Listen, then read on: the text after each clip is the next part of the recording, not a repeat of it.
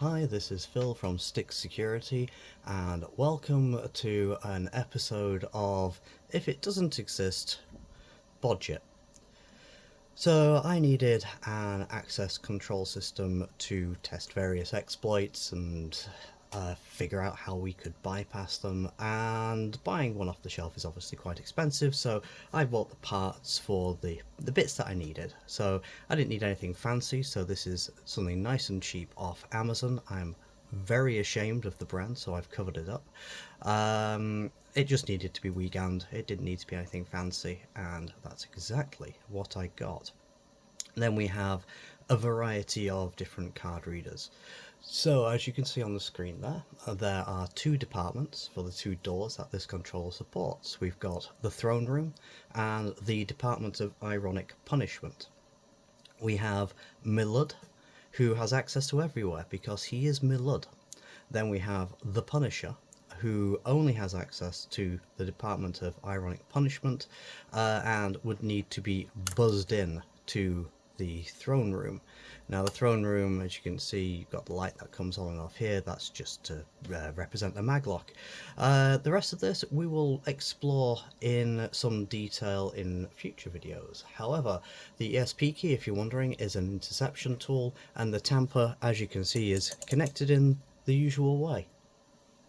So we're just going to look at one particular issue with this sort of system to start with, and then we'll break it down in other videos. So we're going to go to the throne room and we're going to monitor what's going on with that particular door. Now this is a very cheap controller reader that I got off Amazon. This is a low frequency, very easy to clone the fobs for this, 15 quid. This is not a good reader. You should not be using this reader, but it's good for demonstration purposes. This one here is a hybrid, as you might use it if you are migrating from low frequency to higher frequency credentials. It supports both. You would be going, in this case, from this to My Fair Classic, so you'd be going from one insecure credential to another insecure credential, but hey.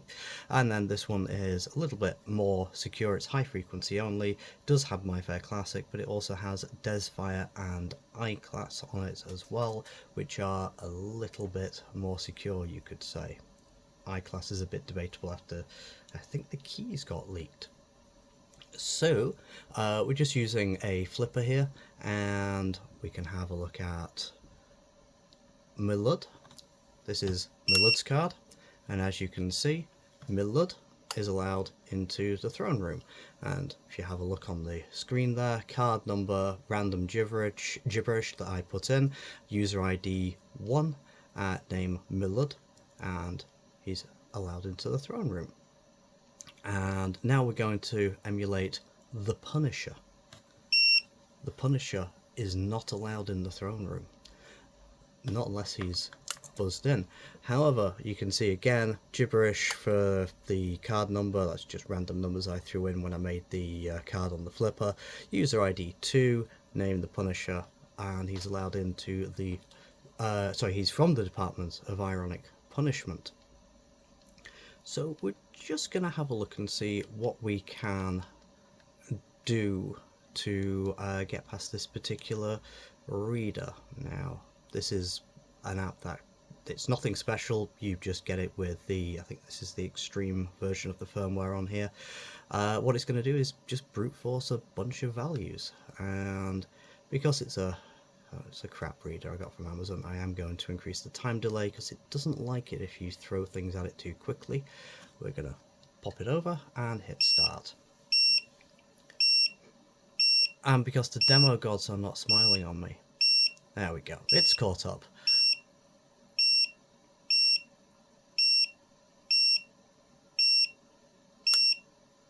Oh, so what happened there?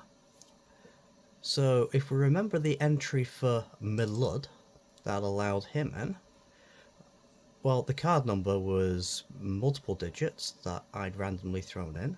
The user ID was 1, and he had a name, Milud, and he was from the throne room. And this user doesn't exist. I just showed you the list of users.